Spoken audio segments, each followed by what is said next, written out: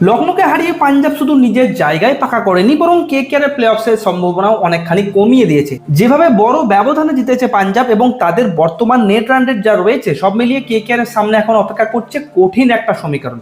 IPL 2026-এ group স্টেজের মাত্র দুটো ম্যাচ বাকি, আর সেই দুটো ম্যাচই ঠিক করবে কে যাবে প্লে অফসের চতুর্থ দল হিসাবে। এখনো লড়াই রয়েছে রাজস্থান, পাঞ্জাব এবং কেকেআর। দিল্লি আজ অফিসিয়ালি এলিমিনেট হয়ে গেছে, অর্থাৎ প্লে অফসের লড়াই চলবে শেষ দিন পর্যন্ত। তিনটি স্পট অলরেডি কনফার্ম, এখন আসল লড়াই শুধু একটি জায়গার জন্য।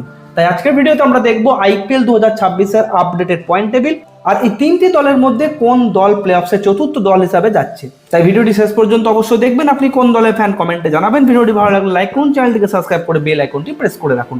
পাঞ্জাব জিতে নিজেদের 14টি ম্যাচ শেষ করে সর্বোচ্চ 15 পয়েন্টে পৌঁছে গেছে এবং এখন সবকিছু নির্ভর করছে কালকে দুটি ম্যাচের ফলাফলের ওপর। যদি রাজস্থান জিতে যায় প্রথম ম্যাচেই, তাহলে পাঞ্জাব আর কেকেআর দুটো দলই এলিমিনেট হয়ে যাবে। আর যদি রাজস্থান হেরে যায়, তাহলে কেকেআর এর সামনে আসবে একটা কঠিন চ্যালেঞ্জ।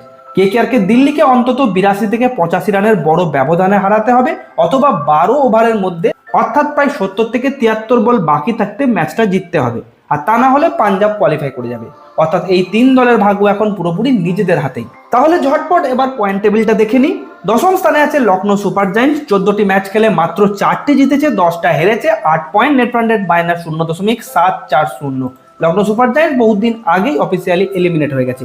নবম স্থানে আছে মুম্বাই ইন্ডিয়ান্স। 13টি ম্যাচে 4টি জয়, 9টি হার, 8 পয়েন্ট, নেট রান রেট -0.510। এই দলও অফিসিয়ালি এলিমিনেট। অষ্টম স্থানে আছে দিল্লি ক্যাপিটালস। 13টি ম্যাচের 6টি জয়, 12 point, net run rate -0.823। Punjab জেতার পর দিল্লি আজ অফিসিয়ালি এলিমিনেট হয়ে গেছে। সপ্তম স্থানে আছে চেন্নাই সুপার কিংস। 14টি ম্যাচের 6টি জয়, 12 পয়েন্ট, এই দলও অফিসিয়ালি এলিমিনেট হয়ে গেছে। ষষ্ঠ স্থানে আছে কলকাতা নাইট রাইডার্স। 13টি ম্যাচের 6টি জয়, 1টি বাতিল, 13 পয়েন্ট, শেষ ম্যাচ জিততেই হবে। নেট রান রেট অনেকটা বাড়ানোর জন্য যে সমীকরণটা বললাম সেটা ফলো করতে হবে, এবং তারপরও কিন্তু রাজস্থান রয়্যালসের ফলাফলের উপর নির্ভর করে থাকতে হবে। পঞ্চম স্থানে আছে রাজস্থান রয়্যালস। 13টি ম্যাচের 7টি জয়, 14 পয়েন্ট, নেট রান রেট +0.421, আর একটি ম্যাচ বাকি, জিতলেই ডাইরেক্ট কোয়ালিফাই। ভালো নেট রান রেট আছে এবং ক্লিয়ার অ্যাডভান্টেজ পয়েন্ট টেবিলের জন্য। চতুর্থ স্থানে উঠে এসেছে পাঞ্জাব কিংস। 14টি ম্যাচের 7টি জয়, 15 point, net run rate +0.309। Decent net run rate, তাই কেকেআর থেকে অনেকটা এগিয়ে। তবে রাজস্থান হারলে তবেই সুযোগ তৈরি হবে। তৃতীয় স্থানে আছে হায়দ্রাবাদ। 14টি ম্যাচের 9টি জয়, 18 পয়েন্ট, প্লে অফ কোয়ালিফাইড, তবে 3 নম্বর স্থানেই শেষ করেছে। দ্বিতীয় স্থানে আছে গুজরাট টাইটেন্স। 14টি ম্যাচের 9টি জয়, 18 point, net run rate +0.80, top 2 নিশ্চিত করেছে। আর বন্ধুরা, প্রথম স্থানে আছে রয়্যাল চ্যালেঞ্জার্স ব্যাঙ্গালোর। 13টি ম্যাচের 9টি জয়, 18 পয়েন্ট, নেট রান রেট +1.065। দুর্দান্ত ফর্মে থাকা আরসিবি অনেকদিন আগেই প্রথম দল হিসেবে প্লে অফ কোয়ালিফাই করে গেছে। তাহলে বন্ধুরা, ব্যাঙ্গালোর, গুজরাট এবং হায়দ্রাবাদ অলরেডি কোয়ালিফাইড। রাজস্থান সব থেকে বেশি এগিয়ে আছে পয়েন্টের দিকে।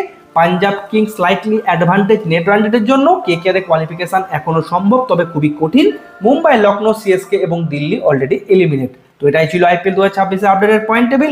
আপনার মতে চতুর্থ টিম হিসাবে কোন টিম যাচ্ছে কমেন্ট করে অবশ্যই জানান। ভিডিওটি ভালো লাগলে লাইক করুন, চ্যানেলটিকে সাবস্ক্রাইব করতে ভুলবেন না। ধন্যবাদ।